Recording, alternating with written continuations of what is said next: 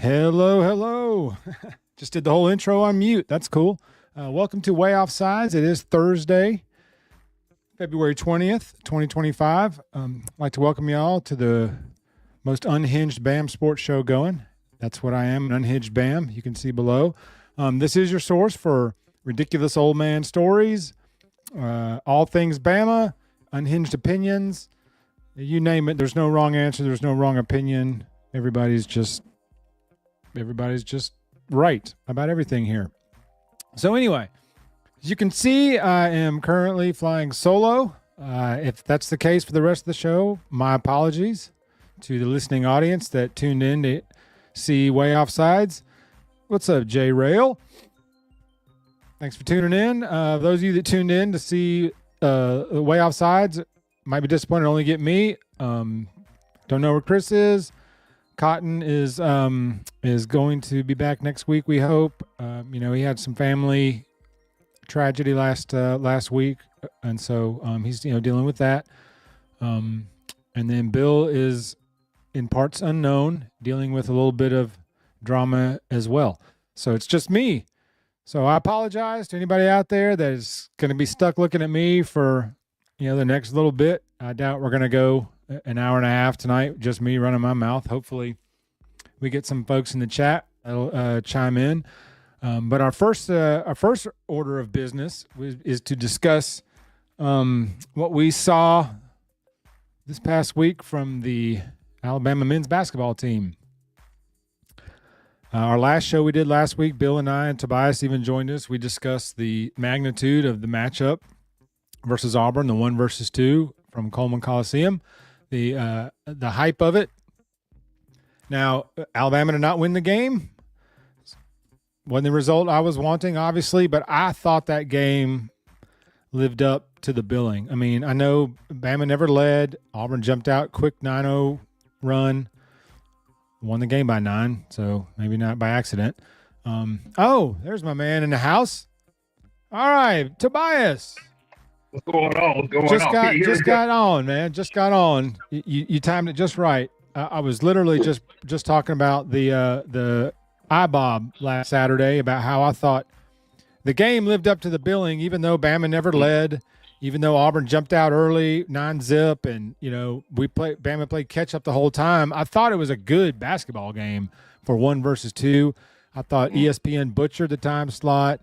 They butchered the game running long. It's just ESPN got to clean that up.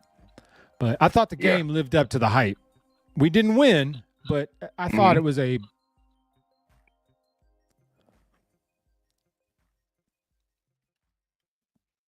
Hold on. Can't hear you. Can you hear me? Do it though. Let's see. I can hear you a little bit. Let me check my audio. I can hear you now. Okay. Is that better? Yeah, it's better. Yeah. Okay. Yours popping a little bit when you talk. Hold on 1 second. These tech problems when you're on a live show. There we go. I just took the pods out. We good. I'm good now. You're still cracking. Your voice is still popping as you speak. Let's see here. Gotta love live tech stuff. It's all good.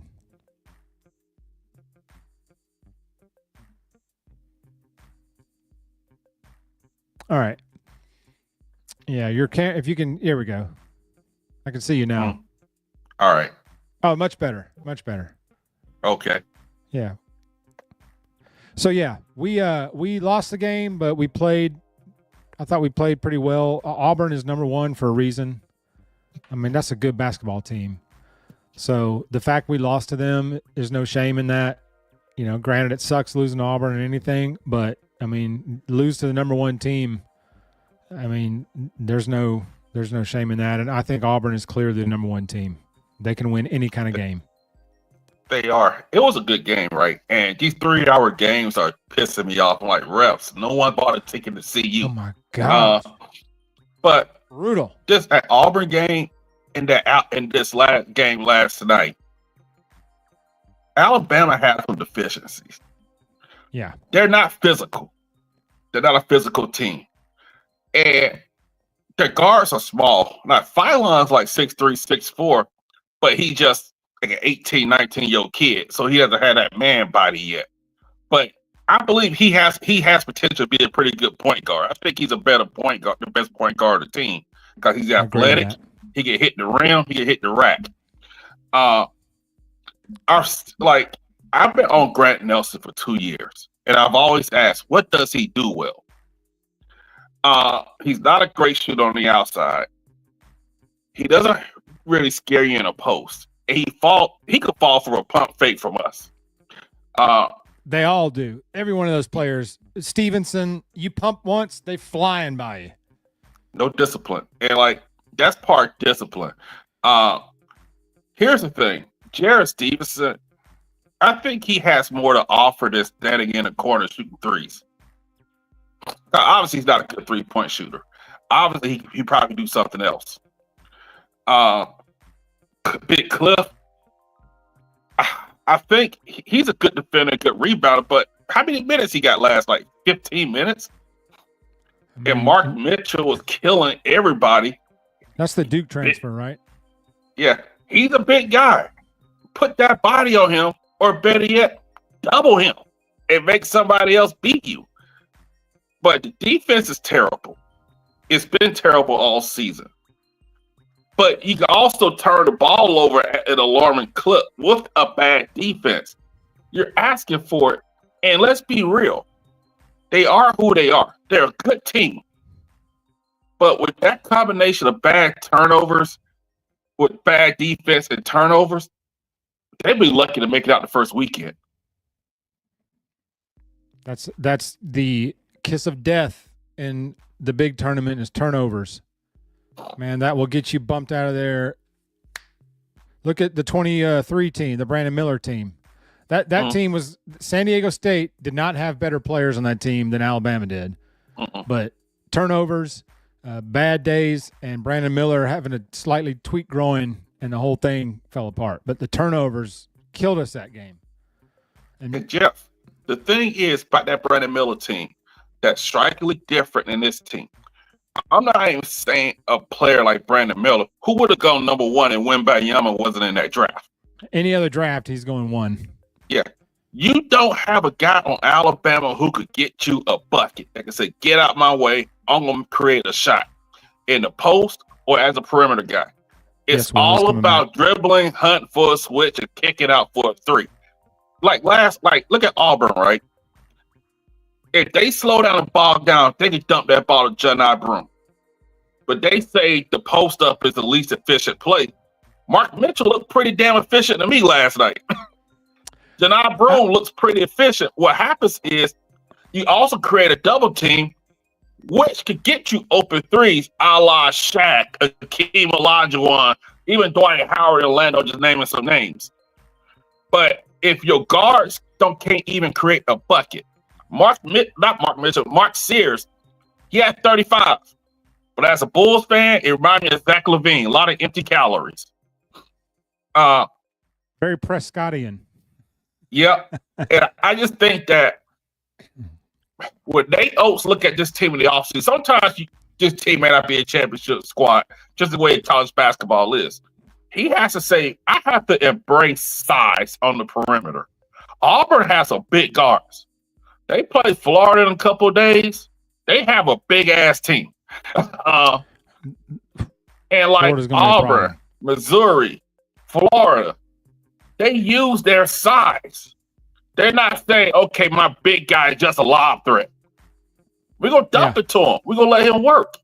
And I think that's something that Nate Oates has to adjust with coming seasons. Yes. And as bad as Cliff was last night, I thought Cliff played Johni Broome very well. Broome was just good and made the shots.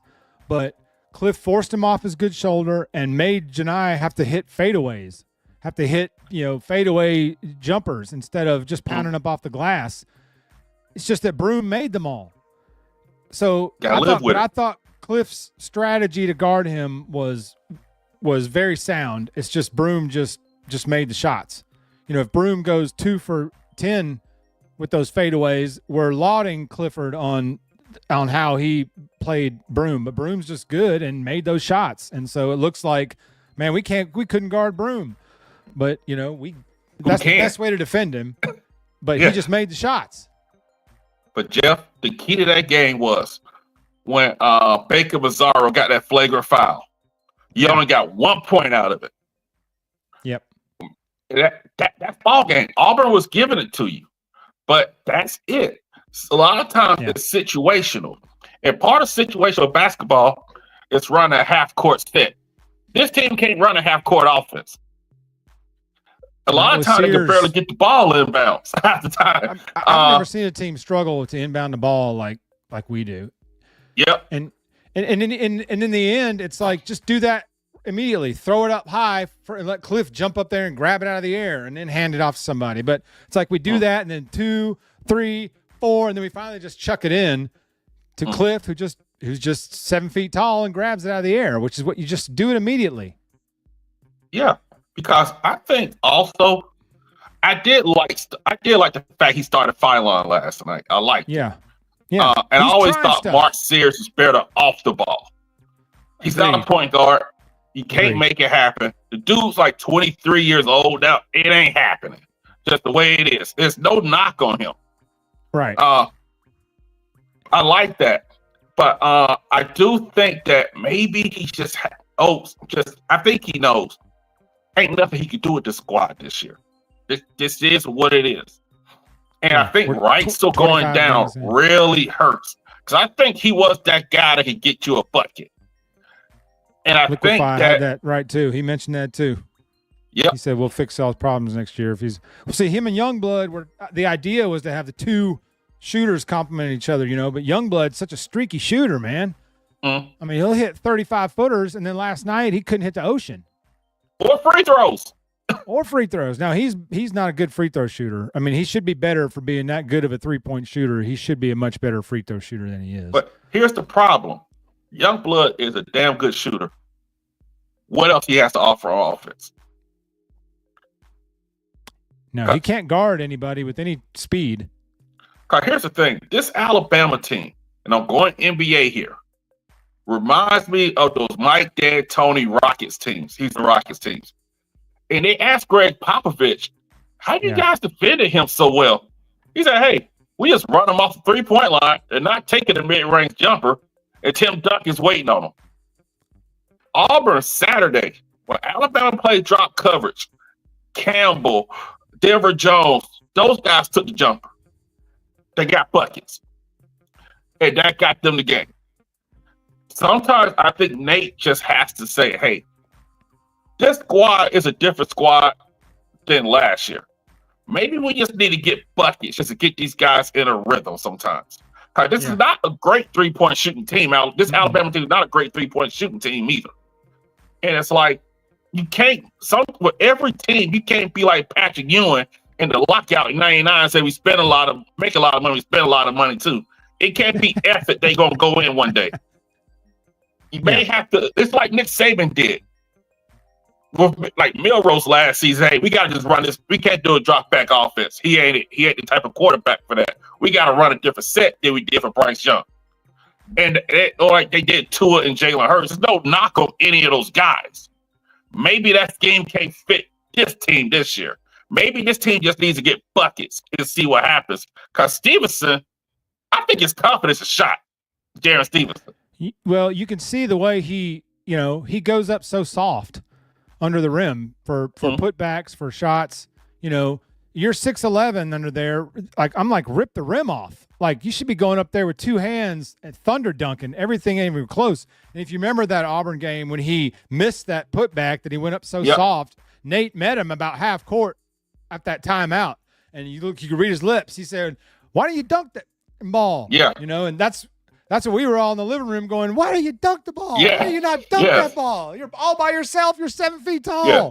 Like, windmill that sucker.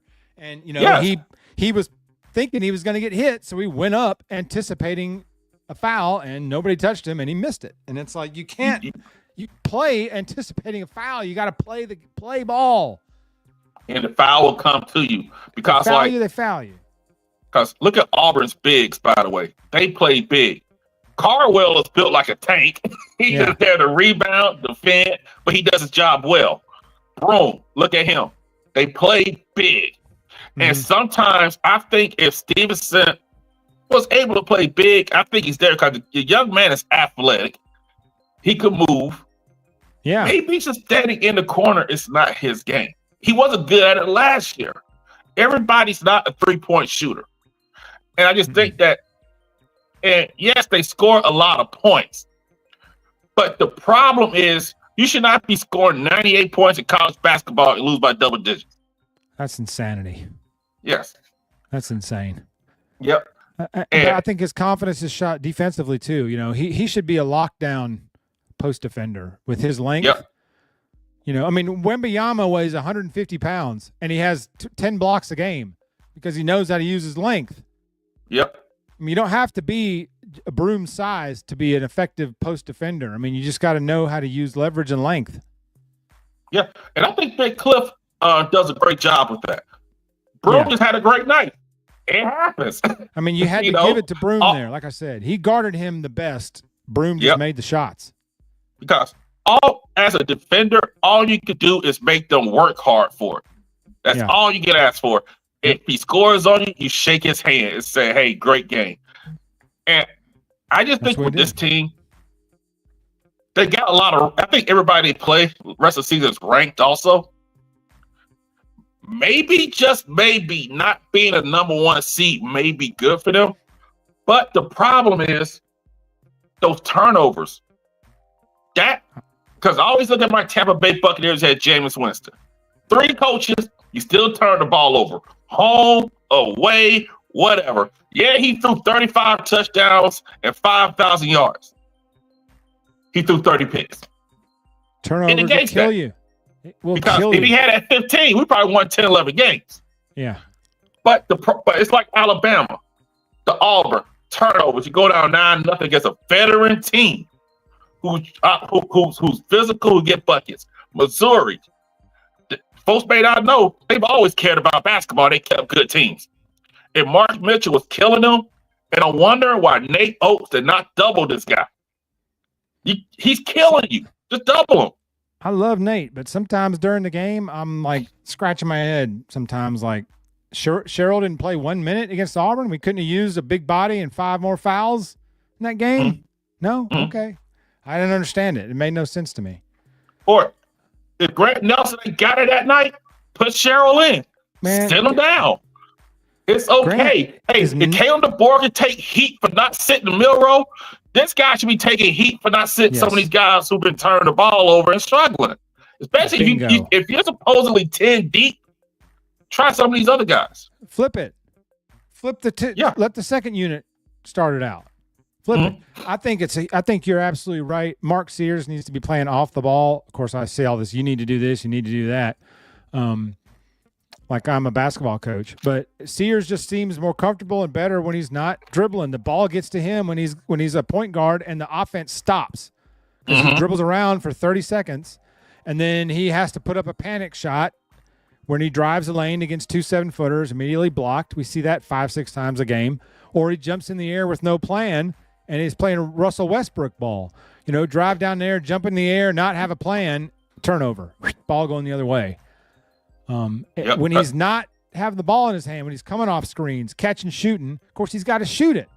You know, Sears now pumps the 3-pointer and then drives the lane and gets a shot blocked. You know, he passes up that catch and shoot. You know, I've been screaming at times, get that Steph Curry, man, where as soon as the ball hits your hands, pop, it's up. But, you know, Sears gets it and does the old pump fake. And then he does, you know, and then they come up to set the screen and he dribbles away from the screen. He never dribbles around the set screen. They come up to set the screen and he dribbles this way. I mean, it's just like, and then Grant Nelson does things where you're like, that's the dumbest basketball play I've ever seen. I don't understand that. For him to be as good as he was against North Carolina, as good as he was in that game earlier this year, we had like 26 points. I mean, he's a matchup nightmare for big physical guys that have to step out and guard him. But he's got to finish. I mean, we're shooting less than 50% at the rim the last 2 games. I mean, that's pathetic. And that's your system. And that's the system. Layups, 3-pointers. And you're not great at either. But you got to hit those shots at the rim if you're going to take that many. And if you're not hitting the threes, you got to finish. Yeah, even if threes don't go in, you still can hit your twos, your layups. Cause that means you get to the line as well. Yeah. Cause Sears is a good free throw shooter. He did. Phylon, Sears is very good. Yeah, the reason I'm high on Phylon, cause look how quick he looks out there. Yeah. Like Sears, the thing is his athletic limitations show up. Cause they compare him to Jalen Brunson, but Brunson is strong. He's strong as an ox. But he plays confidently. Brunson plays like assertively. Mm-hmm.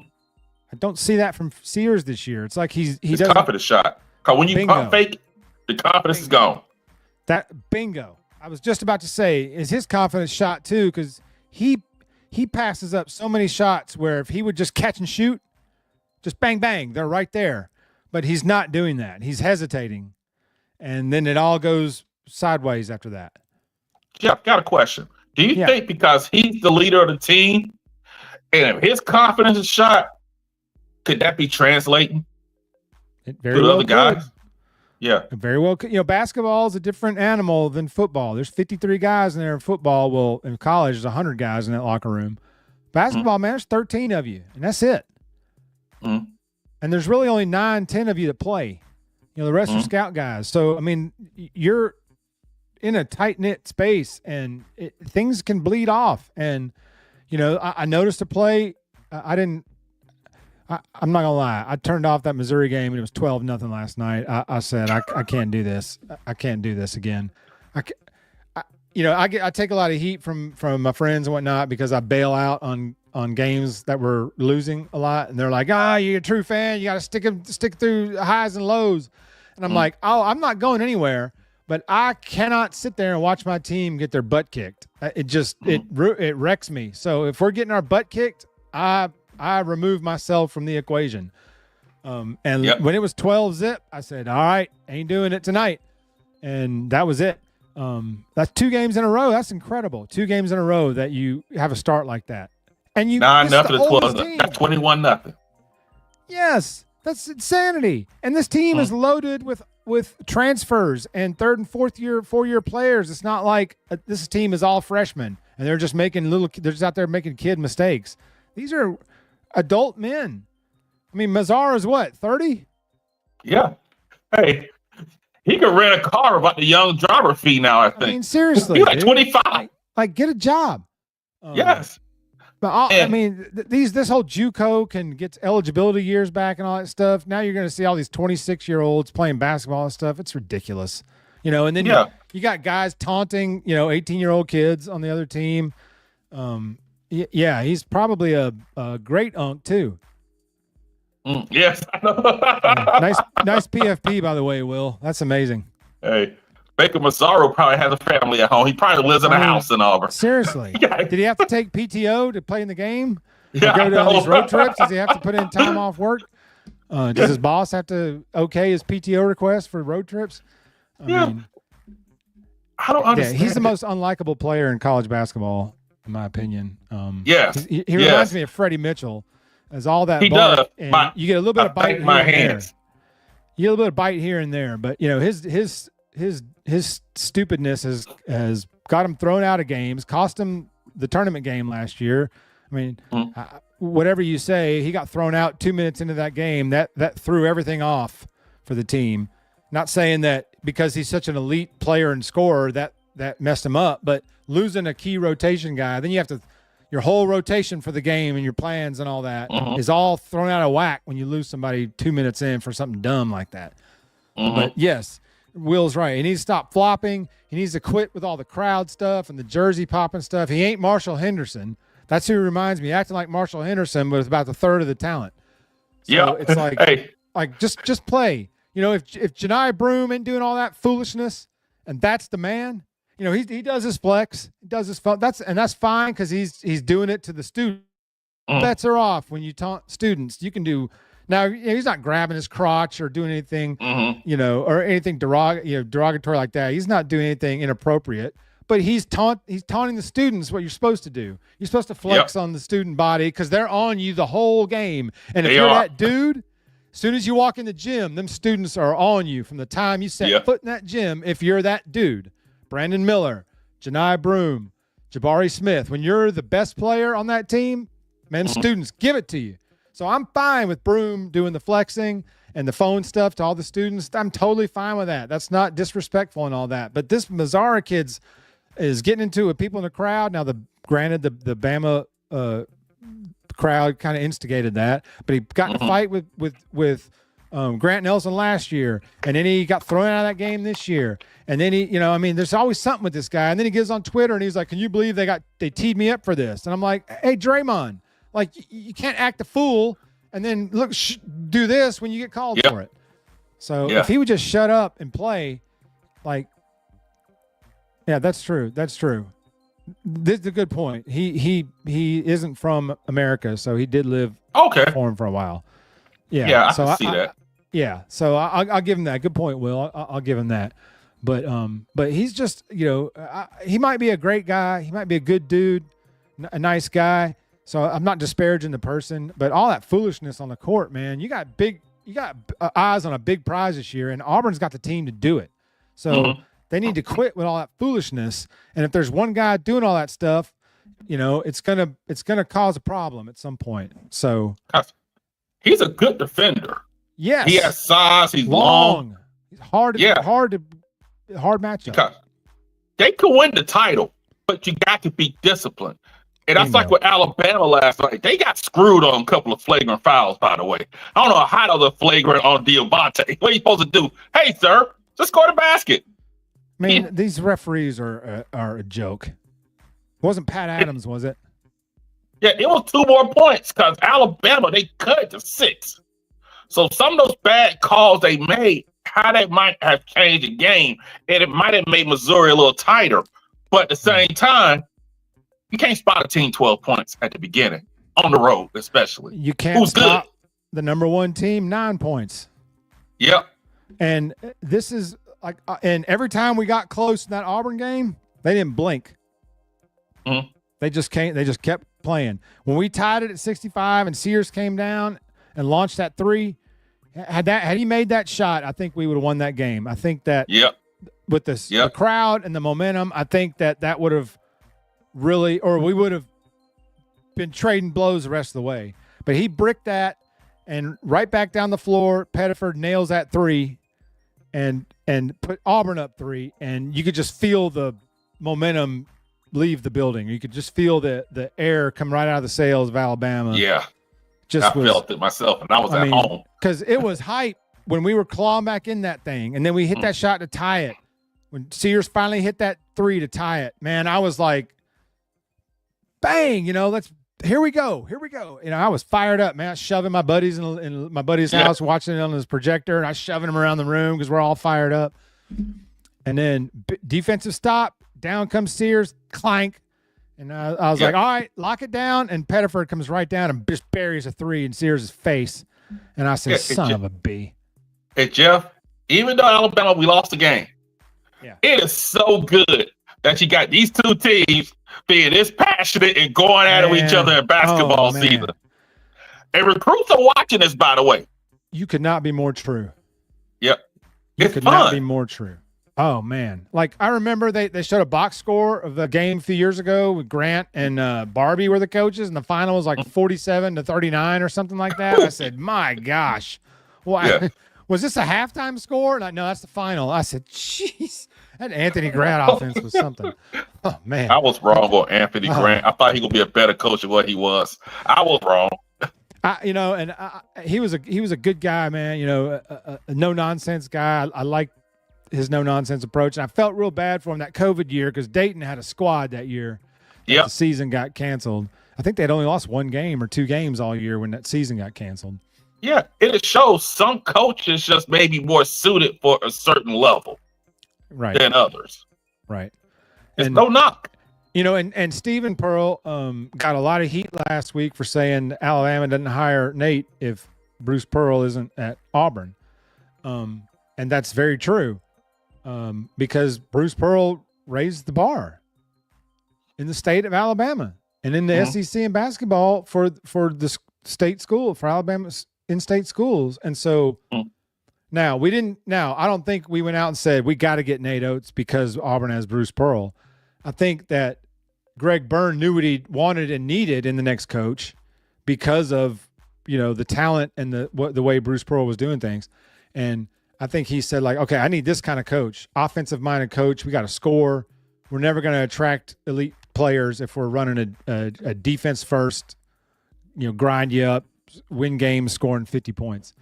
You need to be able to win a game like that. See, Auburn last night couldn't hit the ocean from the beach. Neither team could. Brutal shooting, which I knew Auburn was going to do that right after they played us. I knew they were going to have a bad shooting night the game after. But credit to them. Shots weren't falling, and they found a way to win the game. And Arkansas even took the lead a couple of times in the second half. And Auburn finds a way to win. That's what you do when you're number one, and you're getting everybody's best shot.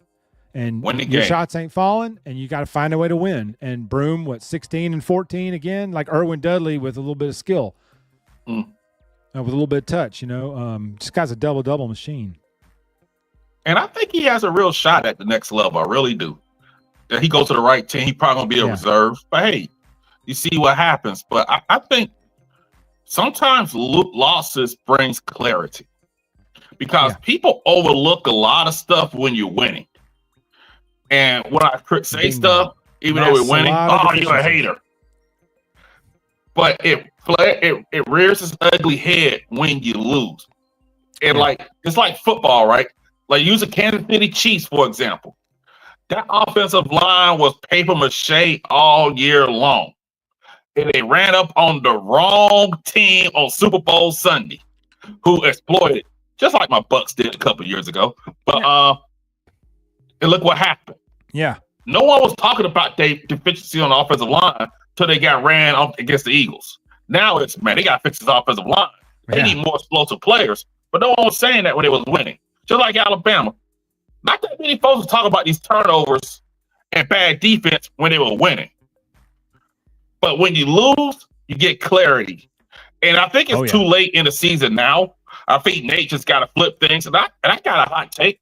I think they miss Rylan Griffin defensively. Because he's a long, he's like 6'5", 6'6", long guy. Pretty good perimeter defender. They missed that.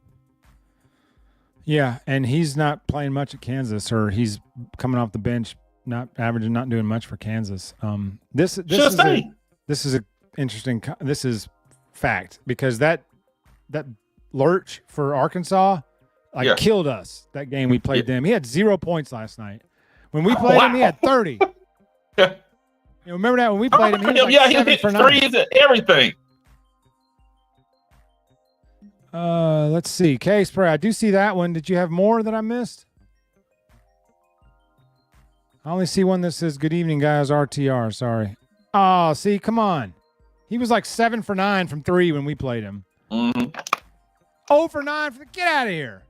See, man, he was that dude. I mean, you couldn't guard him because when he released his shot, he was like 12 feet in the air. Yeah, I mean, you just had to hope he missed. Yeah, and basketball transfer portal is even wilder than football.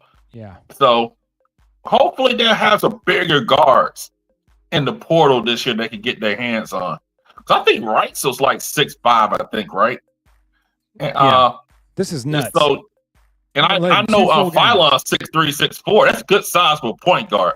He's actually a point guard. Now, will he go to the league? He'd be a bottom of the first round pick. Maybe he can up to NIL. He can stay another year. I think another year would be good for him because he'll get bigger and stronger as well. But Holloway's a good player. I think he's more like your first guard off the bench guy. He is a good shooter. Yeah. But I just think this year, just make the tournament, see what happens. I'm not expecting a Final Four. I'd be happy we make the Sweet 16 this year with this team. Yeah. If they go farther than that, hey, I'll take it. But that's my expectation. Sweet 16 is team ceiling because of the defense and the turnover issues. I don't understand why we were so bad defensively. I mean, Nate stresses defense all the time. Every press conference, he's bringing up defense. If you're not going to play defense, you're not going to play. And he yanks guys that aren't playing hard on defense. But last night was, I mean, it was almost like a mutiny. That's what it felt like I was watching was, this guy can yell at us all week. We're not, we're standing down, we're arms behind back. Yeah. I mean, that's what it felt like to me watching that game. Every time, of course, I left after it was 12-0, but I would check ESPN. I'd pull it up just to check the update because what was that game last year against Houston or 2 years ago? We were down by like 20 in the first half, and I turned that off. And then when I checked the score a little bit later, we were only down 2 or something. So then I hopped back in, but last night I was checking the score, and every time I checked the score, we were down 10. It was, 60-40, 70-60, 73-61, 83-74, 89-76. It was like every time I check it, it was the same gap, just more. We were down 10-12, 10-12, 10-12. We were down 10-12 points every time I checked it. And then until the end, we lost by 12. I mean, it was like we didn't make one stop in the second half, it felt like. I tell you the problem is defensively. Small guards. Yes, agreed. Lance, I'm with you here. It's 1-1 in the second period. I got it right here behind me. It's 1-1 in the second period. Canada scored first pretty early, but USA has came back and tied it. No fights this game. Nah. But I think the problem with Alabama's defense is their backcourt is small. You can exploit that. Yeah. You can exploit that with switches, bigger guards. That's just a tough matchup because Sears is getting exploited defensively because of his height, his size. Yeah. It's just what happens. Ain't nothing you can do about it. But that's why it's imperative for him to be on offensively to counteract that. USA just because we always say you got to pick a struggle. Yeah. Yeah. And I think that's the thing with them. And a lot of times Sears can't play defense because he's laying on the floor from getting his shot blocked or. I mean, I'm not saying he never gets fouled. There's definitely some contact down there, but if he doesn't get the foul called, he's on the floor and they're gone. The other team's heading back up 5-on-4. So it's Who's that guy who hit those threes? I think his last name was Grill. What a name! He red hot. What a name! he could play John Travolta in an old movie or something for real. But he was cooking, and so. Yeah. He had 2 guys from Missouri cooking. And, okay, he hits those threes. All right, whatever. You can live with that. But I can't live with Mark Mitchell dancing with the ball, by himself, cooking everybody. That's the thing that got me the most. That's why, we criticize players sometimes. But that's why we got to look at the coach as well and say, hey, this guy's doing everything he wants here. Yeah. Why not get the ball out of his hands? And if these other guys beat us, we shake your hand. Yeah. Tip your cap and say, well done. But this guy's not wearing a foul. But I was watching some clips and highlights. I mean, he was doing whatever he wanted. Yeah. I mean, he had no resistance really anywhere. At least when Clifford guarded Broom, he made him work. Made him have to make the tough fadeaway shots. But last night at Mitchell, every clip I saw, he just did whatever he wanted. He was physical. Yeah. Yeah. This is a good point. We don't have that quick explosive runs like we had last year. Yeah, and he's even hitting threes. And I think Nate said something in his 2-minute press conference that got cut short, I guess, by a tornado siren or something. That he was like, we talked about we could not let them have uncontested threes, and we go out there and they take a bunch of uncontested threes. He was like, you could tell them till you're blue in the face, but the guys got to do it. The players got to execute it, and I think Nate already knows. He this guy's not coming back. This guy's not coming back. I think he knows. Yeah. It's kind of like Caden DeBoer in a way. This guy's not coming back. We got like when you saw that clip from that documentary, and I saw Jamarcus Shepard where he was talking about where Ryan Williams and Jerry Bernard was taking the notes. Kendrick Law and Kobe Prentice weren't. And I'm like, no wonder they weren't getting in the game. And I see Caden DeBoer had a clean house. So he had to get through the season. I hadn't seen that yet. It was good. You gotta watch I ain't bought the Fox Nation service. I'll wait till they all air, then I'll buy it and binge it. But that was something right there. And I think Nate is going through that as well. So, hey, these guys ain't doing what I want. I got to turn this around next season. He's not in danger of losing his job, people. But sometimes this is what it is. Sometimes in basketball, sometimes. Yeah. Yeah. That guy was just cooking. He can't nothing you can do about it. He was like he was on a grill. I mean, he was. Yep. I was checking the box score like, dang, man. What's up, Eric D? Yeah, we haven't led in 2 games either. We have not had the lead in 2 full basketball games. That's pathetic, man. And then last night, we gave up 110 points in regulation of college basketball. No OT. That is insanity. And lost by a dozen. Yeah.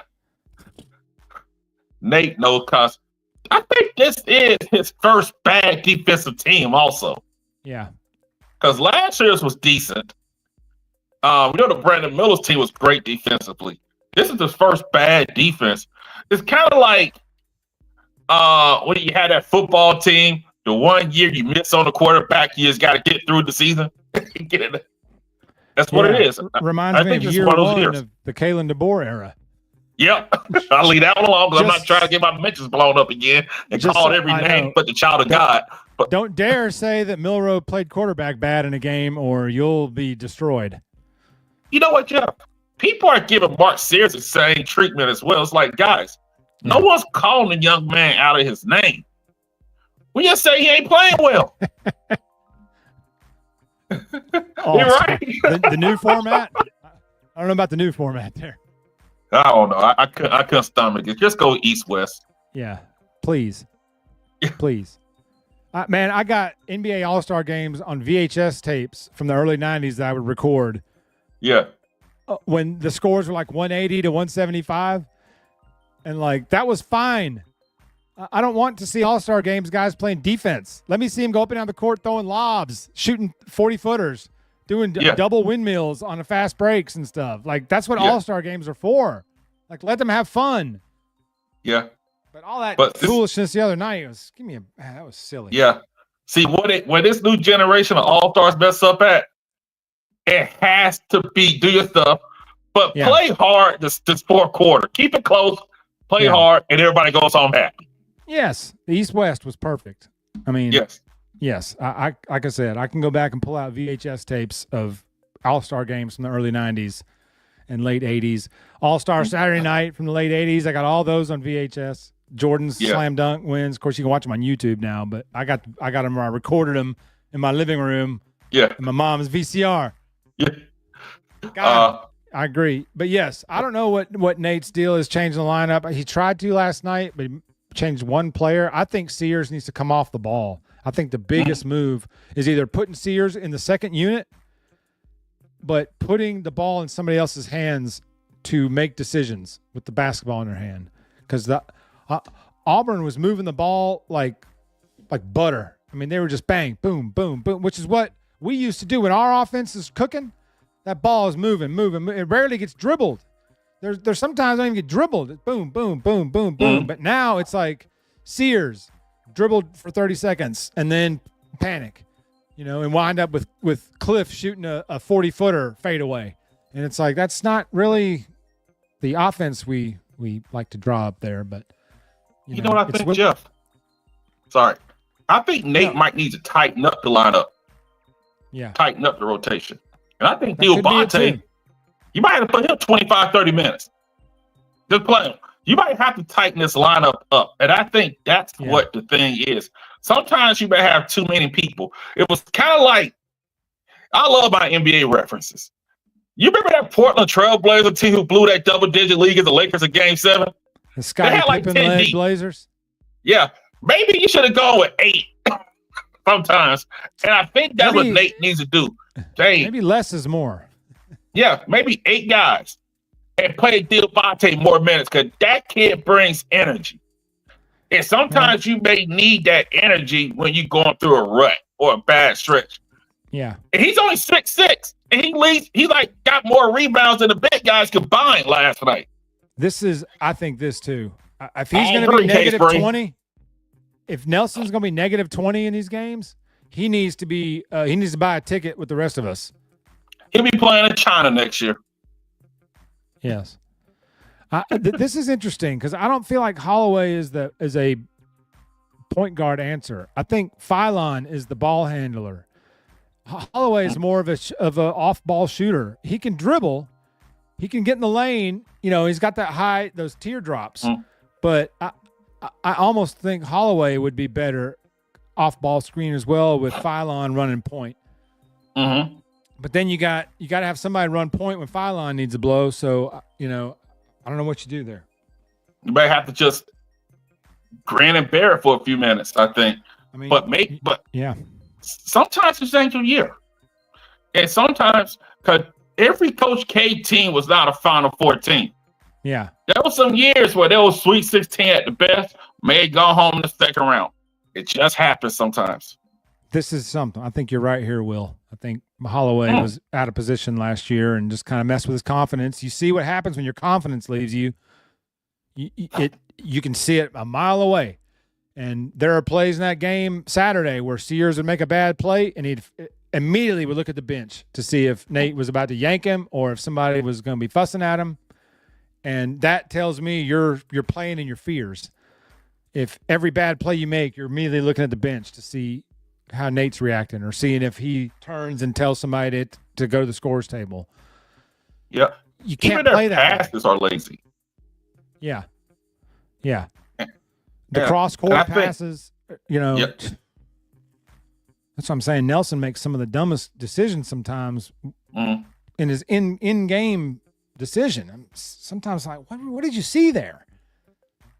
Maybe he should be coming off the bench.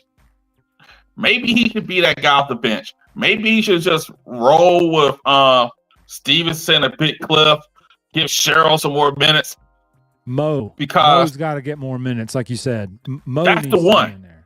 You can't please everybody. Guys, guess what? Rylan Griffin was a starter last year, and he still transferred. He played lots of minutes. You can't worry about that. They're going to leave regardless. Right. You just got to play the best couple of guys. And if they don't like it, they can hit the portal. Bingo. But sometimes, you like Nick Saban says, we lose great players, we get great players back.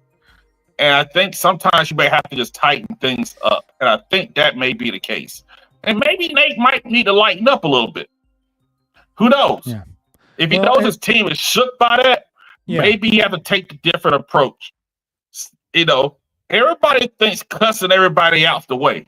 If just cussing everybody out was the way, how did Notre Dame make the championship this year? Yeah. True. Yeah, I agree. Mo D needs more minutes. Yep. Mo D needs a lot more minutes. And that's a good point, what you just mentioned about all that hellfire and brimstone.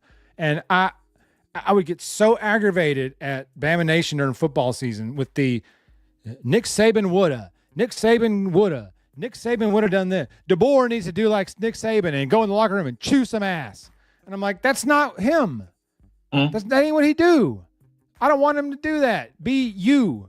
Be authentic. Be you. Coach your way. If your way is not screaming and cussing and smacking A.J. McCarron on the butt, okay.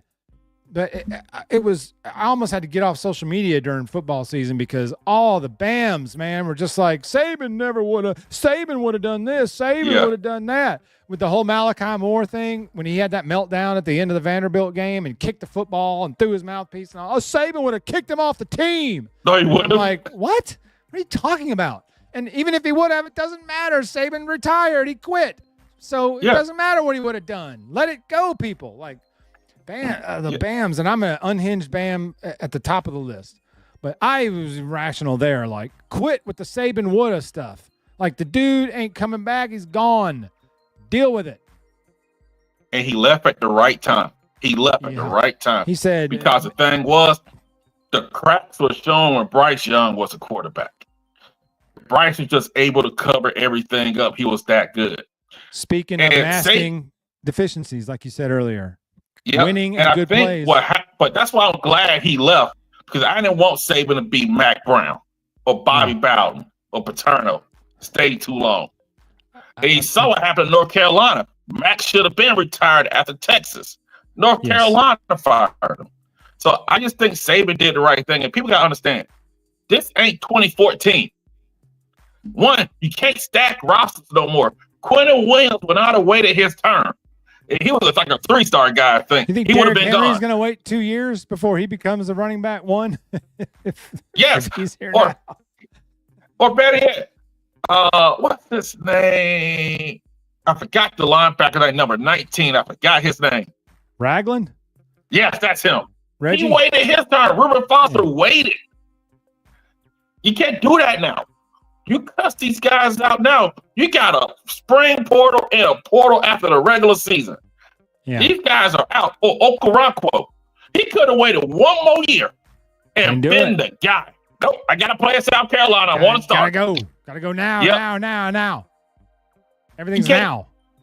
And Kalen DeBoer, for a lack of a better term, was a substitute teacher last year. It wasn't his fault. You had to keep a roster together. Okay, you cussed everybody out. You 4-8. Hey, but you cussed everybody out. You kicked everybody off the team. Now you want him gone then. You want him gone after 9-3. And he won the most games of the first year coach Alabama history, if I remember correctly, right? I mean, just people are ridiculous talking about he's recruiting well and all this crap, and we hired the wrong guy, blah, blah, blah. Get out of here. Nick Saban knew exactly what he had coming back. That's why he left. You think if Nick Saban thought he could win a ring last year, he would have quit? No. Oh, he knew. In the same team, right? Cause like people give Gerald Dixon a lot of smoke, no pun intended. But he was right. The talent was overrated. Cause think about it. They said same as last year. It's his best coaching job ever. It was his best job ever. But just bet came to board and win a national title with that same roster when y'all said Nick Saban did his best coaching job ever. Yeah.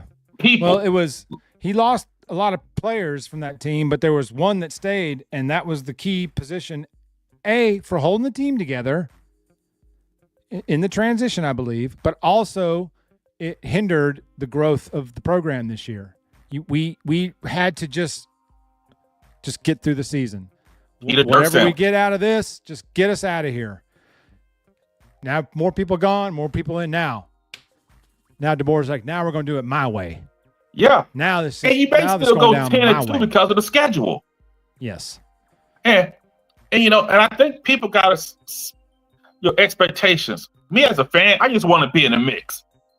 If we win it, we win it. At least if you're in the mix, it's kind of like the Baltimore Ravens. You're in the mix every year with Buffalo. You may come up short, but hey, you could be the Carolina Panthers or New Orleans Saints right now. Which one do you want to be?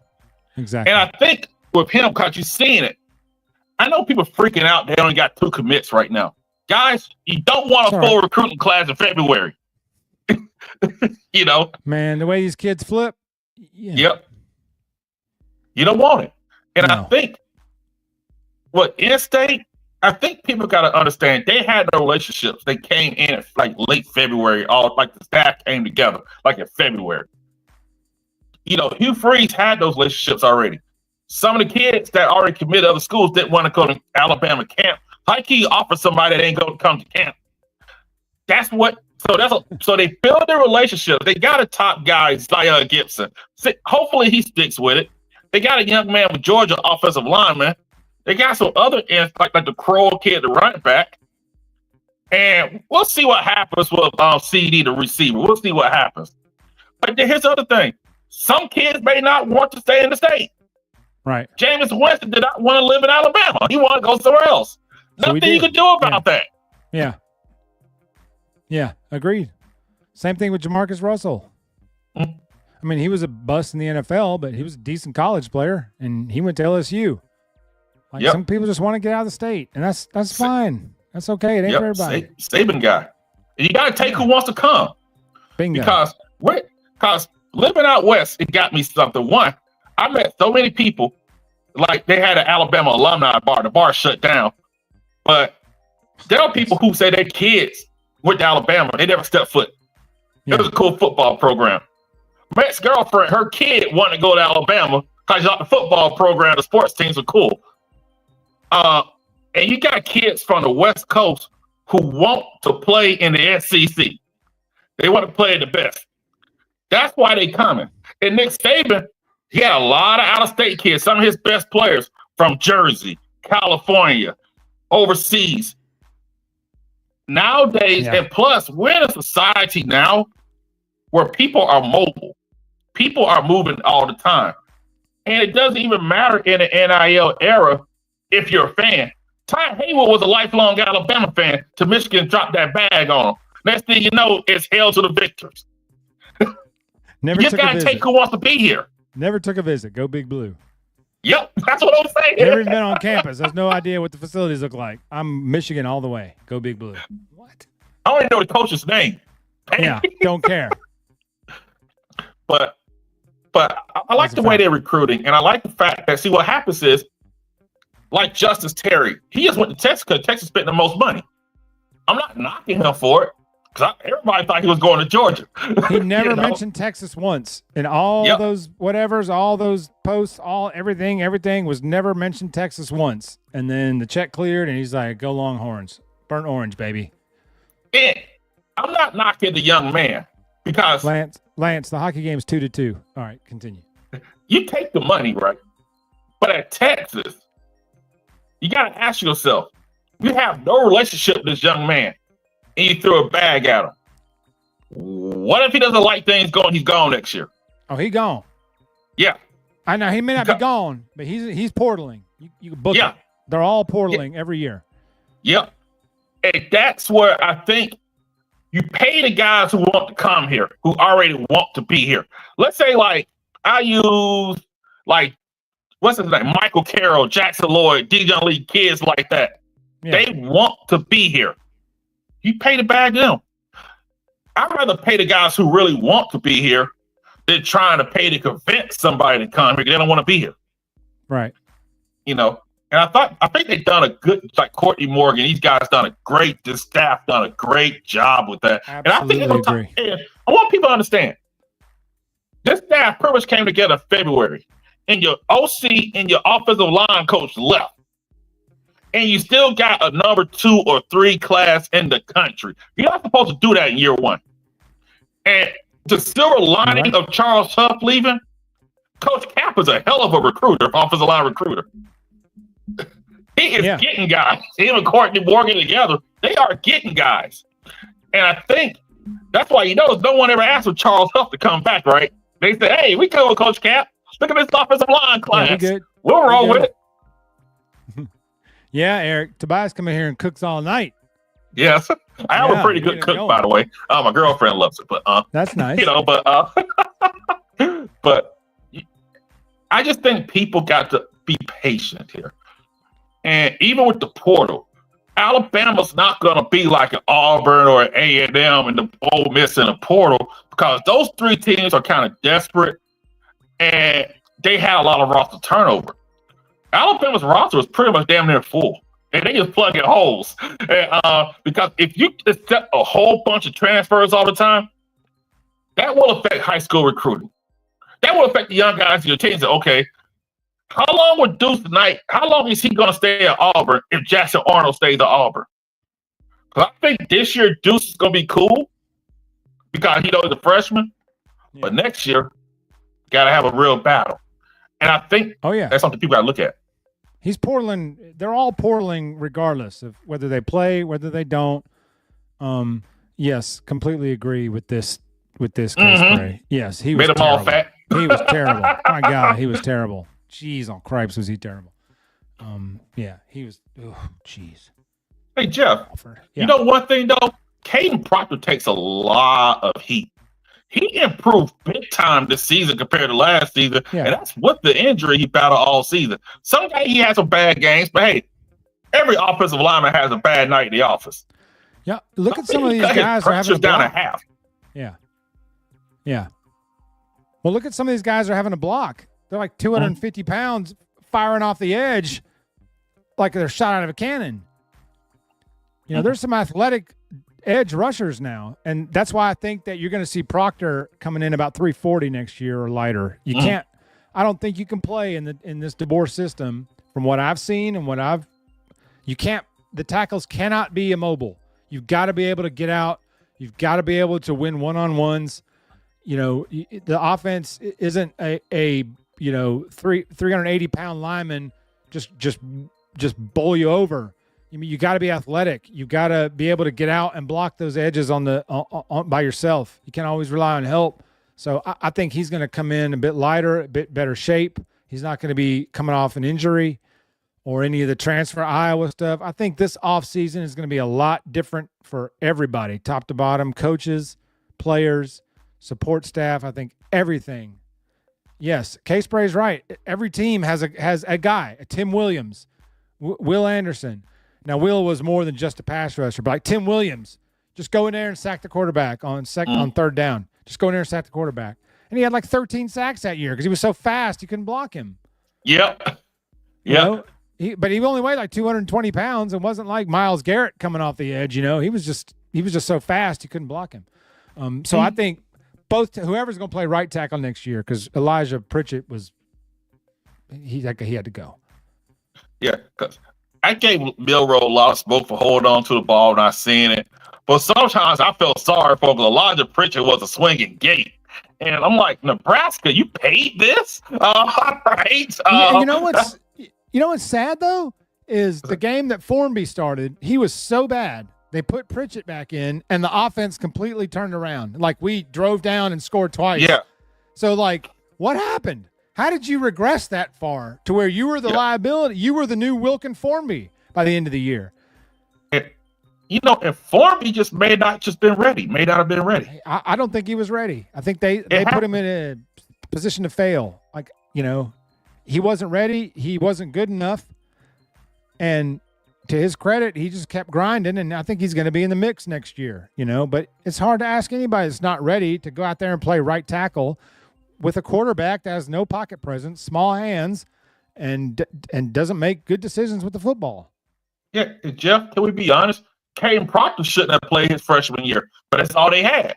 So if it's close, go to young guy. Take your lumps with him. Yep, take your lumps. And like I said, I tell people, he's not a guard. He's a tackle. But he got to lose 20 pounds. If he loses 20 pounds, y'all really going to see a big difference. And I think he will lose those 20. Yeah, I agree. And I think the offensive line is going to be better than what people think. Because I've always said, somebody might ask me, so, okay, Merrill left. What do you want from the next quarterback? I said, to be honest, just don't turn the ball over. Just don't turn the ball over. Because this team last year, they had a lot of deficiencies. We know why. But when you turn the ball over, off of Julius, Burger King went downhill. But the thing is, don't turn the ball over. That's the main thing. Get the ball out on time. This is what they're all going to do. Oh, yeah, they are. Yeah. But you're right. I think this revenue sharing thing, and I want people to think about this portal for one thing, right? If you look at Bud Elliott, he looked at this, and I was thinking this when I was watching the portal and stuff. That thing drying up when you look at star players. Caleb Downs Jr. saying that was like it's kind of like a hurricane in New York that year. Yeah, which they never would have been there had the coach not left. So yes, that was a circumstance. But all these portal guys are backups. Yeah, all backups. That's why they're in the portal. But now these big time players are going to figure it out unless they get some type of scale or whatever, or collective bargaining agreement or whatever. These guys are going to figure out, hey, if I portal every year, 1 year contract every year, 1 year contract. I'm going back in the free agent pool. Second the game's over, I'm in the portal. You may not have any intention of leaving, but you're going in the portal. To your current school will pony up in Backway, or hey, there's somebody out there that'll pay me what I think I'm worth. Mm-hmm. And then the next year, I had a good year, so I'm worth double that. I mean, these are just 1 year free agent contracts. I mean, is Scott Boras these players' agent? And the one thing I think with this whole new playoff format, they talk the scheduling agreement and stuff like that, which I like. It will bring in more money. The SEC, the Big Ten, gonna make a lot more money than everybody else. That's going to the players. And I think what they also need to do is go like pro sports. You need certified real agents, not your mama boyfriend being your agent. We're talking about big money now. Yeah. Money should be public knowledge as well. We know how much money Patrick Mahomes and Jalen Hurts make. Hey man, Boys on the street said Auburn gonna pay you $750. No, we know the number, and every deal should be ratified by the conference. Like in football and basketball, they ratify trades and contracts, league approval. It should be stuff like that because guess what?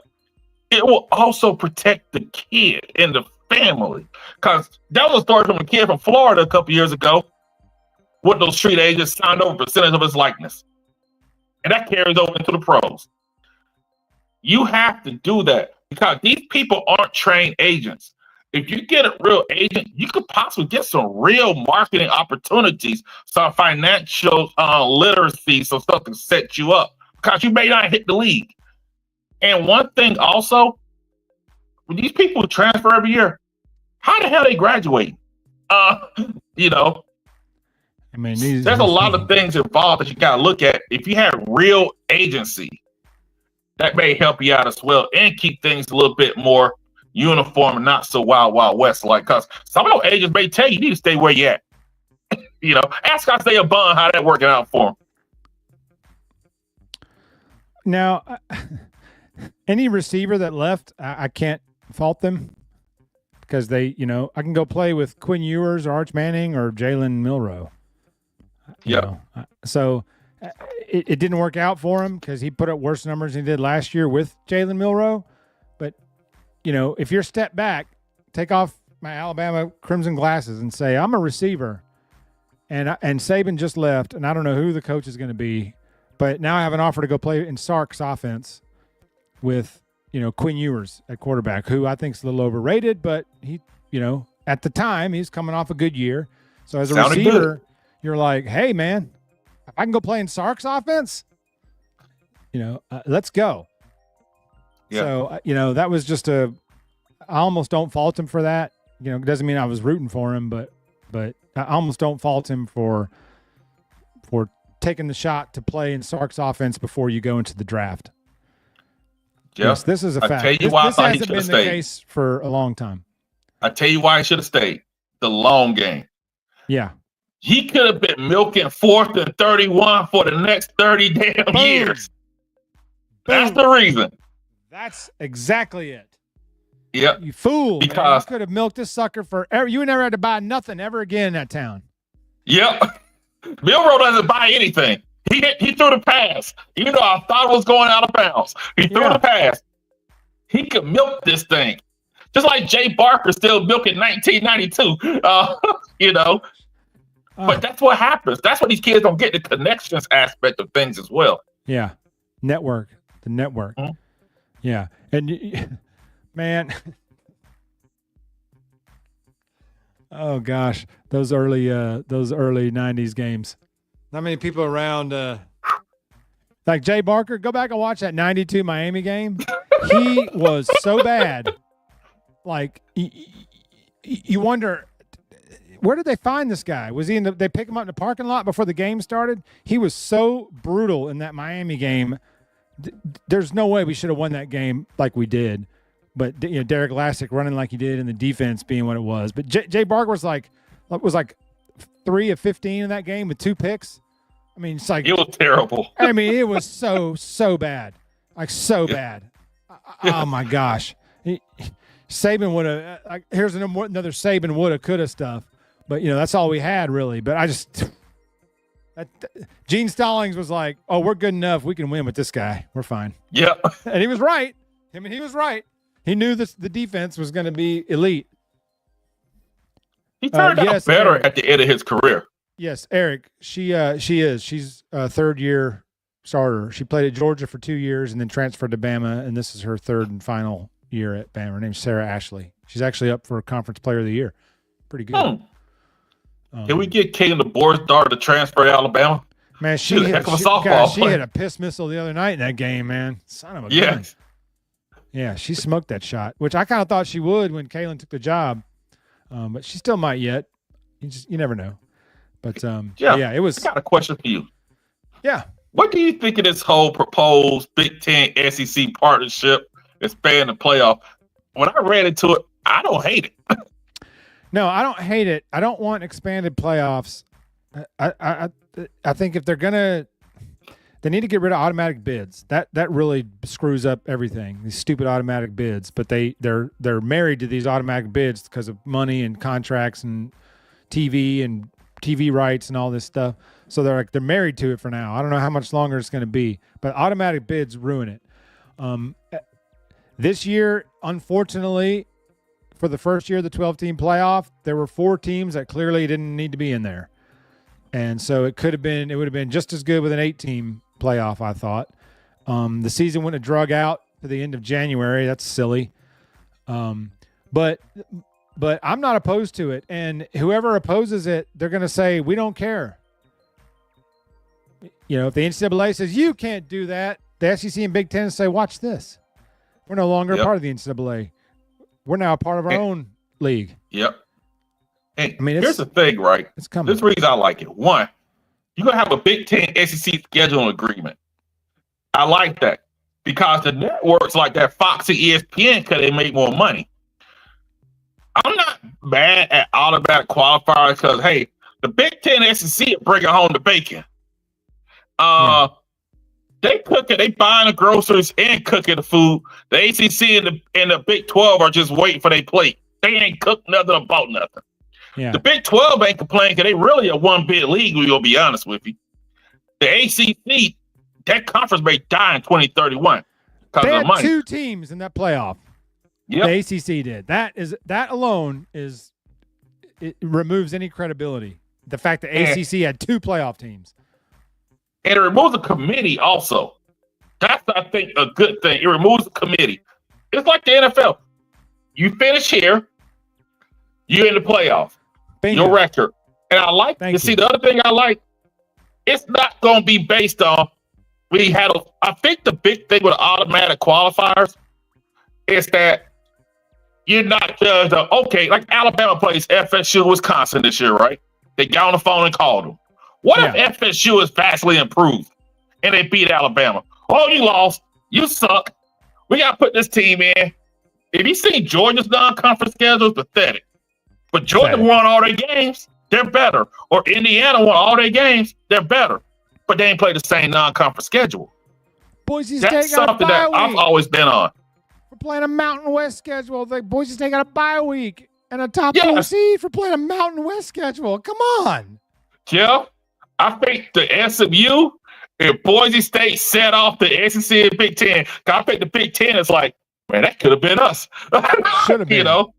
And ACC I'm not got saying 2 teams Alabama in, should and have they made both the got 12 wiped team. I'm out. not saying that. No, they shouldn't have. But Boise State should not be getting a bye with their schedule. Indiana should not have been in comfortably with that non-conference schedule.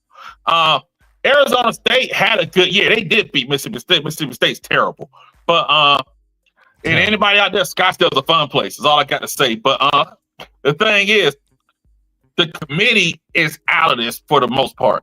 That was the big thing. Ain't no subjectivity. And I like the fact that it's conference championship weekend, where your number 1, number 2 teams to the SEC and Big Ten got a spot. 3, 4, 5, and 6, y'all play it out. I'm cool with that.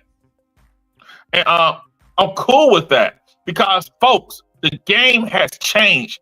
This ain't 1991 where one team plays at the Sugar Bowl, the other team plays at the Orange Bowl, and we all share a national title. Those days are over, people. Over. Yeah. Over. And they ain't coming back. Ever. Yeah. And you got to pay these players. The money is going up. So you got to create ways to get new revenue. I say start the season in August during NFL preseason. And you're going to have to scrap playing games on New Year's Day. It's over. You put your other bowl games that's meaningless, put them on New Year's Day. It's over. You got to just make it. If you play every playoff game on a Thursday, it's fine. It's on the same day, every Thursday. The same day. Yep. But people ain't confused. And I think they got to do that. You can't serve every master. Agreed. And like the Monday night deal, I think it's a terrible night for that game. That's an NFL night. I don't know what research analytics they did. I guess they said Monday night at this time is the highest volume, whatever. Meanwhile, it was the 3rd lowest rated national championship game ever. Like I think 22 million. to compare, the Chiefs Bills game was like 67 million, and that wasn't even the championship game. That was an AFC championship game. And then the Eagles game was like what, 47 million. Watch that. Like, I'm telling you, college football at the end of January is nobody cares, because you're neck deep in basketball, conference basketball, your NFL playoffs. That's what you're focused on. And then, oh, by the way, here's the college championship game right quick. It's stupid. I mean, it's just so dumb. To try to compete with the NFL is a bad idea. Just start in August, because Jeff, I tell you the other Bingo. thing. People talking about like, oh, you do the SEC and Big Ten, 8 parts of the country. Guys, there's a good bit of the country that don't watch college football. The Northeast does not care about college football. Nothing Not you can at do. all. Not at all. That's where a lot of people live in this country. But NFL, they there. That's just it. Ain't nothing you can do about that. All you can do is do the best you can for your sport. You're never going to catch the NFL. You're going to be number 2, and that's fine. Forever. But I think the other thing is the college football media has to stop talking about how bad everything is all the time, too. And ESPN has to hype these games up more and give them more attention. Can we sacrifice one Dallas Cowboy topic out of 6 on your shows? Or the Jets? And they should also, I think, work out a deal to sublease some games of Fox. So Fox could actually market some of this as well. So you have another network, it's CBS as well, who are invested, because they'll make some money. I just think they have to stop trying to serve 8 masters. Just say, hey, we gotta do this. And I think what the SEC and Big Ten are doing, it just makes sense. It's just the way the world is now. It ain't their fault that Wake Forest ain't good at football, or nobody cares about Texas Tech and let you live and love it. Sorry, just the way it is.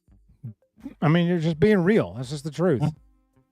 That's just the truth. And I mean, you said even with Notre Dame in the championship game, only 20 million people watched. Say only 20 million people, but in the context of the premier event for your sport, 20 million is not a lot. Mm-hmm. I mean, the AFC championship game did almost 70. That's 3 times the audience, 3+ times the audience. Yeah. I wonder what the NFC championship game did. And that was a blowout. It's funny. I mean, in college football, like we complain about blowouts of the playoffs. The NFL is a ton of blowouts. No one complains. No one complains. But the NFL media does not complain about it. The college football media complains about every single thing. Guys, I hate super conferences. But the SEC had to take Texas, Oklahoma, or Greg Sankey be getting a CDL right now. It's the way it is. The Big Ten was going to take them. The SEC was going to turn away Texas money. Sankey would have been run out of there in 5 seconds. They would have crucified him. Yeah, if 2031 hits, Jeff, Clemson, Florida State, North Carolina, Miami knock on the SEC door, they have to take them. Yeah, because the Big Ten, we'll take Florida with the Florida schools. You have to take them. We'll take them. Yeah, you have to. Yeah. Yep. And so it's just the way things are. Because guys, I've always been about players getting paid. I've always have been that way. If you want them paid, you got to do these certain things. You got to change those things up, because these networks have to make money, because these networks want content. That's why when the SEC goes to 9 games, don't be surprised if Alabama's 3 permanent rivals are Auburn, LSU, and Tennessee. Those are 3 guaranteed TV games for Alabama that ESPN and ABC gonna love. Sorry, Nick Saban. I don't think Mississippi State gonna be a permanent rival. And you can't do permanent rivals because they're not equal. Yeah, you can't give one team Auburn, LSU, Tennessee, and the other team South Carolina, Vanderbilt, and Kentucky. Mm-hmm. You know, I mean, you can't, but they're going to do it. Of course, they're going to do it because they know Alabama versus whoever is going to be on TV, and that's going to be the highest viewership. So they're going to they're going to give Alabama the three teams they know will get the highest viewership: Auburn, LSU, Tennessee. Yep. So here we go. Now we got to grind through that while somebody else has to beat Vanderbilt and Kentucky in the same year. Tennessee. I'm telling you, yes. Right? Because, for instance, We right? did play both last year. Yeah, I think if it's a keep two, it's going to be Auburn, Tennessee. Because those are non-negotiable. Because Tennessee wants to keep the Alabama game too. So That's a big rival. I wish we would punt them both. I wish they would stop playing Auburn every year and let them survive on their own. And if we meet up in the playoffs, so be it. Yeah. But I wish, every game in Auburn that goes in overtime that we don't blow them out, that's a win for Auburn. So stop giving Auburn these free wins but with these close games in Jordan-Hare. Yes. It's a win for Auburn. Every time that we have to go to overtime to win or throw 4th and 31, it's a win for Auburn. Every game we don't go in there and kick their ass up and down the field, it's a win, regardless of what the scoreboard says. So quit giving them a free win every year. Make them earn it. Make them earn their own clout. Make them earn their own deal, and quit giving them the thing to say, well, we sucked, but we beat Bama that year, 2017. All that talent on Alabama's team, we beat you. Forget the fact we won a championship and we had 20 players off that team going to the NFL. They beat us that year, so all the boogs are out there throwing that in our face. That's fine. They beat us. They got us.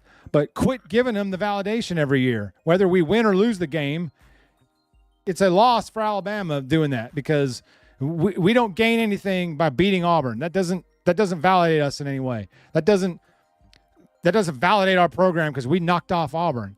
That's not how it works. But flip side, it is. And that's just the facts. I'm not trying to be a homer and say, oh, little brother, none of that stuff. I'm just telling you facts. Alabama's more established at football than Auburn is. So that is a win. Moral victories matter there. When they almost beat Alabama in 2009, that was a win. Hey, we're 1 or 2 players away. Come here, and you can be that difference. Same deal with Bryce Young.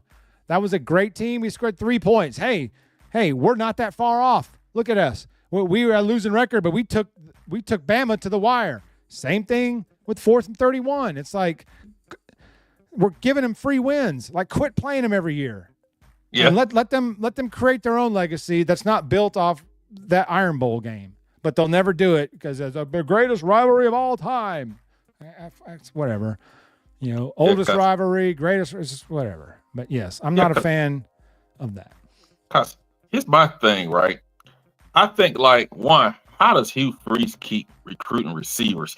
I don't know how, but I thought about that. I was telling my dad this the other day. Is Kirby Smart coming Dabo Swinney, and not saying that as a knock, where he had a great run. He had a great couple of years with those great players, but he may never reach those heights again because that was lightning in a bottle. But we're not saying he's a bad coach because Dabo's not a bad coach. But I think people went over their skis thinking that this guy's the next Saban. And by the way, how come all Alabama got all these questions heading into the season? Who the hell Georgia's quarterback going to be? No one ever talks about that. Let's get this benefit of the doubt. Because I know that their cream puff schedule that they can, take them 6-7 games if they can find somebody and be comfortable with it. But yeah. We could beat them at Georgia this year, to be honest with you. And and I think it's just like people don't want to bring it up, but it's Alabama. They bring it. Oh, I don't know who the quarterback is. I saw Gunner stop to those couple of games. He ain't ready. The Puglisi kid. Let's see what happens. But Kirby has a hard time recruiting skill players, receivers, even quarterbacks. Mike Bobo may be a problem, And say what y'all want about Nick Sheridan. Some pretty good skill players signed up when Nick Sheridan was the OC. So that's something to keep an eye on this year and the years coming up with Georgia. And I say this about Nick Sheridan. I wasn't mad he got Ryan Grubb because shut everybody up. But Nick had his hand tied behind his back. And I think Ryan Grubb gave that man a hug and a gift basket and a bottle of wine after what he saw last year. And the problem is, I don't want fans looking at Ryan Grubb as the savior of the magic elixir. This team may still be 10-2. It may not win the title. But I just think with the players who like when you watch that clip, you see they probably got a whole squad who's bought in this year fully. You're gonna have a quarterback who fits their system. We're not talking bad about Milroe. He does not fit their system. You have to make the Jalen Milroe offense. And that wasn't with this guy. That just happens. And I appreciate him for keeping the team together. I do too. I mean, he did good things for Alabama. But you're going to have different receivers now. Jalen Hill's coming back. Horton's turning heads. You're going to have running backs because I don't think Jam Miller's all that. I think he's like a guy, if you get 3 yards, he give you 3. He's a solid back. That's about it. I like Richard Young. Yeah. And you may see the Utah kid. You may see some of these younger guys get some run. But I'm not mad Jam came back because if he was great, he would have been gone as a running back. But I'm not mad at him because he could pick up the blitz, he could catch the ball to the back, he could do his job. He's just not explosive. It says a lot that he wanted to come back. Yeah. He's just not an explosive back, which is fine. You can still be a good running back and a contributor. You don't have to be Derrick Henry that can house it from any time you touch it. That's not his game. He's kind of a 3-yard and a cloud of dust type back, and you might get him on a wheel route where he's a mismatch on a linebacker. But they didn't. The playbook was just, we had one running play last year, and it was just like shotgun, Le'Veon Bell up the middle, and you find your hole. Yep. Yes. But the problem was it wasn't Le'Veon Bell back there. Yes. It was a limited college running back who would average about 3. I mean, that one game he had like 26 carries for 58 yards or something like that, or 89 yards. I mean, it was something that averaged less than 3 yards a carry. Was that the Auburn game? Okay. Yeah, he was explosive. I know Richard Young was battling an injury all year. He got hurt in Wisconsin. But when he got in the game, you saw explosion. And I think that's going to be big, that they get somebody who's explosive, because sometimes you have to make a guy miss. You can't block everybody. No, sometimes you have to make him miss or run through his chest. Yeah. And I think this team is going to surprise people. I already bet the over 8.5. I bet that over already. But I just want people to just be like, these guys are bought in into Kalen DeBoer and their staff. Because more guys could have left. Yep. But they're bought in. That says a lot. And it says a lot that Ryan Williams, who's finally 18, is one of the guys who's bought in. These guys, because he could have been a prima donna, but he's bought in. He got his NIL stuff, his podcast, but you saw him taking notes. You see him busting his ass in practice, outrunning everybody. That is gonna carry through to the rest of the team, especially on offense. And I think it's gonna be a good team. And I think the recruiting, wait till the summer, it's really gonna, because people get those visits in and and nobody really wants you to, they'll take you. Yeah. But I think they're recruiting, you start seeing that in the summer when these guys get these visits, they're able to come and stuff, especially out of state guys. Heck, even some parts of in-state. They'll be able to get those visits, and I think go to camp, and I think he'll really pick up. But I'm confident. I took the 8.5. I bet the over. You. And like Cotton said, these recruiting things, you just follow the visits. Visits. Unless you're, Texas or Michigan or Haywood or Justice Terry, where you don't take any visits to that school and show up on signing day and sign with them. But those guys are going to portal next year, or within 2 years they'll be portaling again. If anything, just to get a new deal. And the one thing that, even though Alabama knew they weren't getting Justice Terry, but you know what they did? Hey, come on campus, hang out, build that connection. So if he does portal, he got a relationship with these people. That's what you do. And like the Xavier Kroll guy, he canceled his Texas visit. He's not going to Texas. I think the running back coach left. So that's out of consideration. That may look good for Alabama because Texas they can offer whatever they want. He don't want to be there. So like I said, people, you got to let the recruiting play out. It's the visits. It's not the official visits. It's the unofficial visits. I remember Ryan Williams kept, after Saban retired, he decommitted, but he kept coming back up there on his own dime. That right there. He took some visits, which they should. I think these guys should take every visit they can. Like these early commits, it's better for my peace of mind when they commit early to Bama, but that doesn't mean anything. not until they sign their name. But I've always been like, don't sign anything. Take every visit you can. Sign the latest day possible.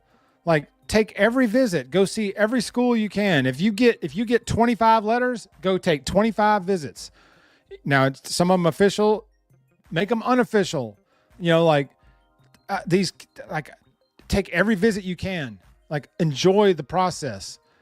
And then that's why February signing day used to be so great. But they had to move it because more and more of these guys are graduating high school in January and enrolling in January. So they can be on campus for spring and all that stuff. I mean, you're seeing more and more. Remember, it used to just be a rare occasion when you'd get a guy that showed up in January. And then you'd be like, oh, man, he's going to be here for spring ball and workout. Oh, man, he's going to have a huge advantage come fall when those other freshmen come. But, man, all these guys now are coming in January. It's almost like they know in high school at a certain point, they're like, okay, and they curriculum themselves so they can graduate in December of their senior year. And they do. And then they wind up on, I mean, that's the way you have to do it now. It's almost like if you don't get there till fall, you're already behind the 8 ball. You're already a year behind. You're redshirting. Because the thing is, it's like, I think Kroll, he reclassified. I don't think Sedarian reclassified. I don't think he did. But a lot of these kids are reclassifying a year early to get a jump on that NIL payday. So there's a lot going on there. But at the same time, as a running back, I don't mind him reclassifying, Yeah. But that's Quinn something Ewers that's changed the game. Is that. what they want to get a year early. Yeah. Quinn Ewers the first one that did that I know of. When he reclassified, went to Ohio State, got a year of NIL contract, and then went to Texas and has been there ever since. But that's what he's the first one I remember reclassifying just so he could get an NIL deal a year earlier. And the crazy part was, if he had waited behind C.J. Stroud, he would have been thrown in that receiver core. He probably would have been a first-round draft pick. Because just the base of throwing to Marvin Harrison and Ibuka and those guys. I mean, seriously. Yes. They've always churned out receivers, which is what makes the Joe Burrow leaving there to go to LSU and winding up with two of the greatest college receivers we've ever seen at the same time. I mean, that's not a situation you see a lot. You don't leave a school known for putting out elite receivers to go to another school and just so happens to have the two best in the last decade. And I'm a big rideouts fan. Yeah, I love me my rideouts with the Gazelle, Smitty, the Golden Gazelle. Shout out to the unofficial UA coaches. Yes. The Golden Gazelle, the greatest nicknames ever. Acinonix Jubitus, Jalen Waddle, another great one by Goat Doe. There's several nicknames. The Crimson Bull, Najee Harris, Najee Loco. You know, all those cats, man. So yeah, I lost my ear. But yeah, so I was a big rideouts fan with all those elite receivers. But I ain't never seen two like Chase and Justin Jefferson with Burrow throwing to him that year. I've never seen anything like that. That team was so good that a complete idiot won a national title as a coach. Bingo. Like, seriously. Like, they won in spite of that dude. Yeah. And I still maintain, there's that debate of who was better, the 20 Alabama team or the 19 LSU team. That's a valid debate. You could make an argument for either team. But I think the 19 Bama team was better than both. I think that 19 squad was the only team that really could give that 19 LSU squad a run. And I think if Tua's healthy in that game, that we win that game, not easily, but I think we win that game if Tua's not playing on one leg, basically, with a giant knee brace, whatever. But if he's healthy in that day, that would have been, because he was cooking on one leg. Even though, of course, we were down, 40-something to 15 at halftime, but he started cooking that second half. And, that 19 squad was stacked, even though we lost 2 games and, Tua got hurt, blah, blah, blah. But that 19 squad was stacked, man. That's the team I thought had the best shot of beating LSU, that 19 LSU team. I'll take the 01 Hurricanes over everybody. But You can't argue that. The only thing that hurts him is the quarterback is the game manager. I'm about to say, Ken Dorsey was the quarterback. The guy weighed 86 pounds that year. Yes. Yeah. That's another this case. Is a fact. Remember, Tua fumbled on the goal line. Nobody touched him. He just dropped the ball on the goal line in that LSU game. And the punter dropped the snap. Yes, the freshman punter. Yeah. Because we had black punter. I was like, hell yeah, let's go. And they put him in there, and he muffed the only snap he ever took that year, and they never saw him again. I don't know where that kid is. Bless his heart. I was like, is he Reggie Roby's kid? That's what I was thinking. Yeah, and that's the game that cost what's his name for the Cowboys DB a first round grade. Yeah, it shows how thin the margins are, because Alabama might have made the playoff anyway if Matt just didn't have those 2 fluke interceptions against Auburn. Those fluky plays, and he still would have made the playoffs. That that's how thin margins could be. Yeah. And that's why with Saban, he could have won at least 3 or 4 more titles and make the chip fell the other way. The kick 6 game, the game against Florida they lost. That was the one they lost to LSU that year, the 19 team. Deshaun Watson getting away with a pick play. Well, that's the more they could have had. To complete a pass hurt us more in that game than the defense. Diggs, got tired. Trayvon Diggs. I couldn't think of Diggs. I was saying Stephon, his brother, but I was thinking Gilmore. But I was like, no, that's a DB.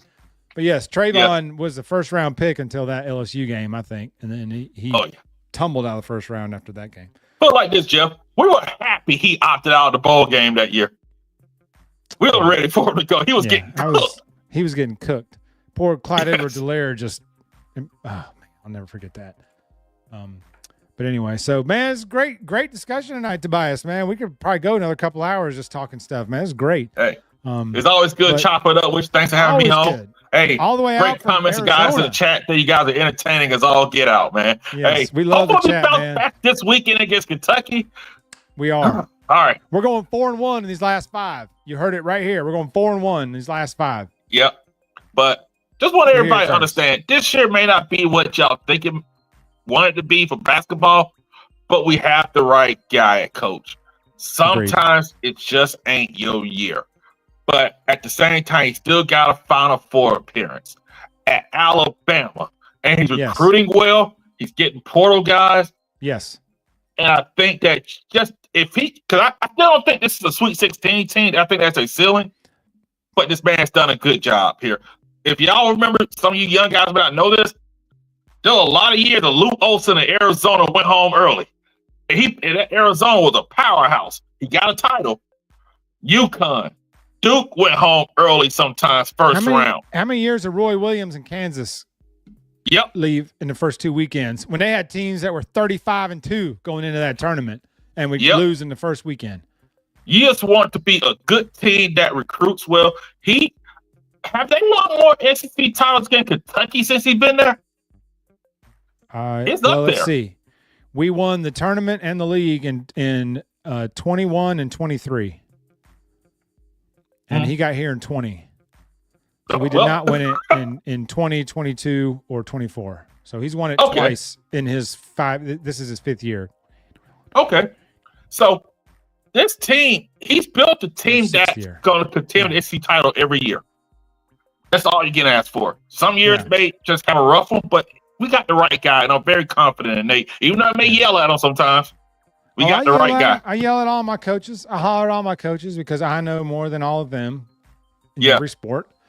I yell at Coach Murphy every time I watch a softball game because I clearly know more than him, although I do know you have to score runs to win. Yeah. In the last few years, we've been winning games 1-0 because of elite pitching.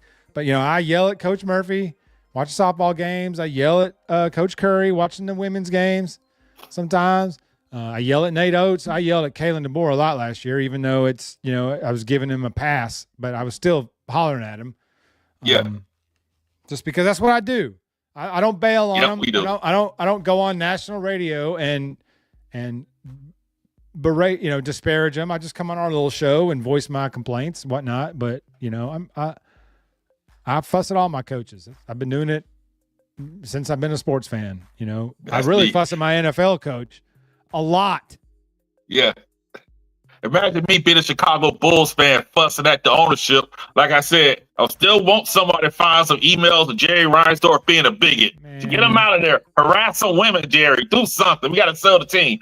But You're right about this, Chris. We missing Trelly bad. But yes, I agree with what you said, Tobias. Yes. Yeah. But I know you got to run. But thanks for having me on, Jeff, man. Hey, Always, you guys man. have a good one. Next week, T. We'll see you next week. Yeah, I'll see you. All right, chat. All right. Say bye to Tobias. We love when Tobias comes on. He's a great guest. He calls a local show where I live here in Alabama. He calls a local show in the mornings. And that's where I first started hearing Tobias, years ago. And then he also calls in when the unofficial UA coaches run their spaces and whatnot. If y'all are listening to them, they're fantastic too. They do the best game breakdowns for football at the unofficial UA assistant coaches. They do the best game breakdowns of football. So anyway, thanks everybody in the chat. K-Spray, Eric D, Liquify, my buddy Will is up in here. Who else do we see up in here today? Jason Rayleigh was up in here. Thoughts and prayers out to Cotton, who's still dealing with the death of a family member. Thoughts and prayers out to Bill. They lost their dog this evening here at home. And of course, Bill's not home. So his wife is having to deal with that on her own. Anybody that's lost a pet unexpectedly, especially a 10-year family pet, it's devastating. We all know that that's tough to do. So I appreciate everyone. Good call, Eric D. Let me run this little thing here. Oh, please don't forget to like and subscribe, to share. I know the show's long tonight, an hour and 45 minutes. We don't normally go that long, but we just got to talking tonight.